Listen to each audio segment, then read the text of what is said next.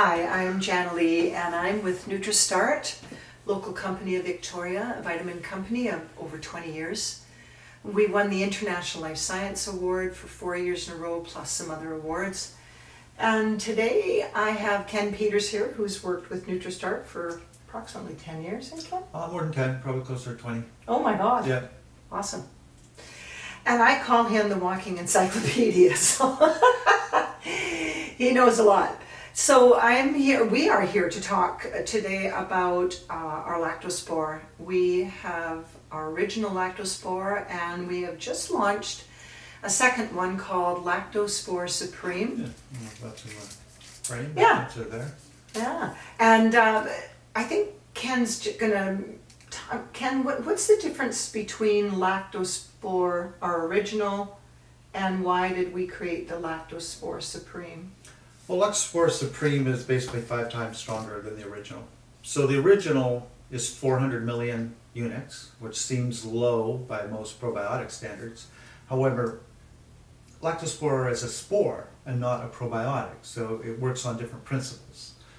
We've found some problems with probiotics in healthy people in that generally they'll pass through them, they won't actually colonize.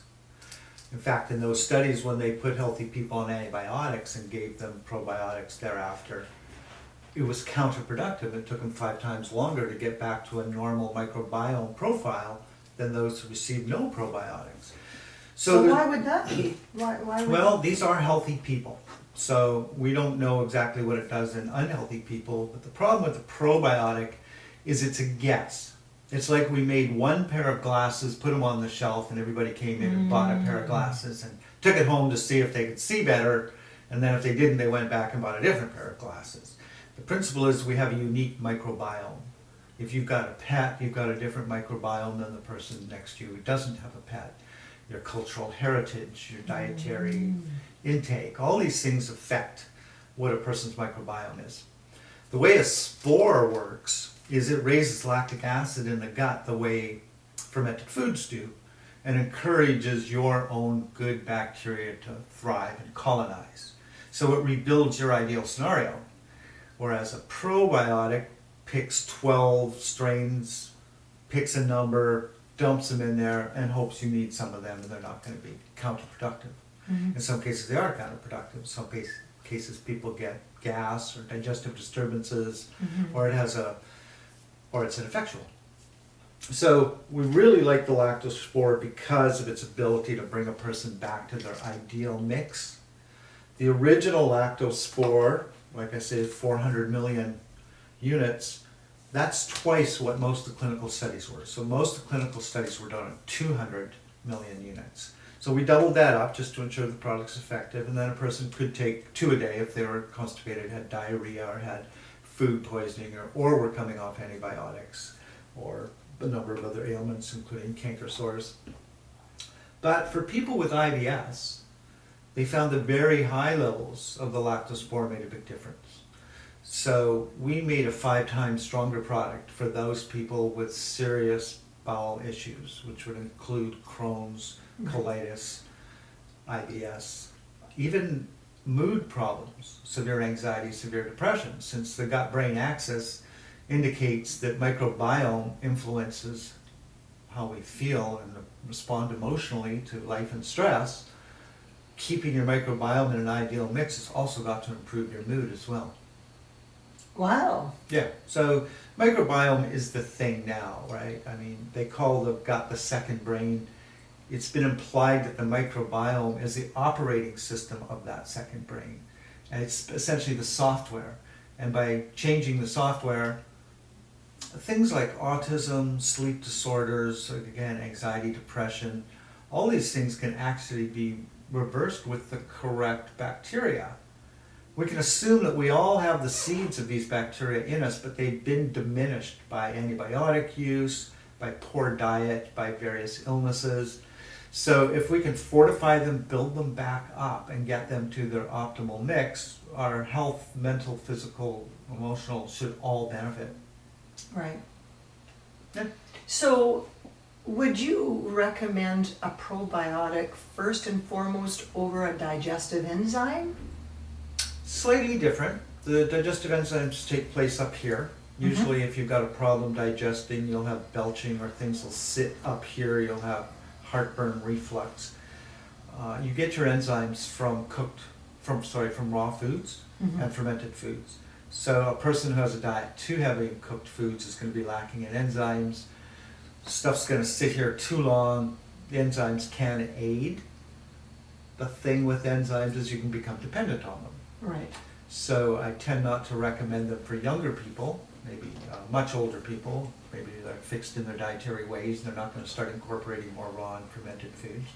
That being said, I don't advocate a diet that's too high in raw foods either. That's something that Chinese medicine finds too cooling, Yes. moves through a person too fast, is more suited to summer or to tropical climates. Yeah. Whereas cooked food, as the weather gets colder, as your digestion gets weaker, there's advantages to cooked foods. Obviously not overcooked, but cooked correctly for what the food is. So lactic acid helps your pancreas produce enzymes so you can digest more effectively, considering that Lactospore produces lactic acid to feed your probiotics.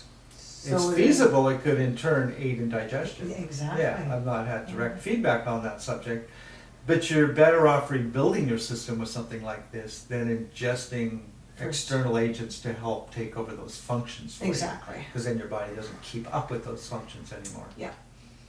And all fermented foods have lactic acid. So eating fermented foods has enzymes as well as lactic acid. So every culture has a fermented food traditionally. We see them all lined up in the health food store, the kombucha, the kimchi, the sauerkraut, the miso. But each one comes from a different culture because every culture knows that you need a friendly bacteria both for enzyme production and for probiotic maintenance. Right. And Lactospore, being something that kicks up lactic acid production in the gut, is something that benefits digestion through the entire tract. So with us having the two products, the 4 billion one and then the Lactospore Yeah, Supreme. the 400 million and the 5 billion. Okay. Yeah. Yeah. So the Lactospore Supreme over our regular Lactospore, you would recommend people that don't have, you know, some real complicated conditions like IBS, Crohn's, that they would be fine on Yes. the... It's quite sufficient. I mean, our whole reputation Okay. was built on the original product. Yes. The fact that many people found it worked where other probiotics didn't work. The feedback's been great on it. Yeah. It's safe enough to give to children, seniors. Even with people with Crohn's have come back and said, Yes. this one actually is agreeing with me better than any other probiotic I've tried. Exactly. It's too disturbing to Yeah, their gut. And that being is usually the reason because the prebiotic is able to bypass the acidity when people's systems are really out of whack with the gut flora. it's definitely transits. Very acidic. Yeah, it So the transits the stomach acids very well. Okay. It's very resistant to stomach acid. Right. In fact, you can take it with almost all food except for animal protein. So meat, fish, cheese, eggs, chicken, those things kick up stomach acid the most and could damage it. Other than that, you can take it with fruit, salad, carbohydrates, not a problem. And yeah, for the average person, the original Lactospore is quite sufficient, and I don't even take it every day. If I'm having any kind of disturbances, I might double up on it, but usually I only take it a couple, 3 times a week, or on days when I'm not eating some fermented foods. Yeah. So the new product, the Supreme, is actually for people that have severe digestive disturbances or those aforementioned diseases. Yeah.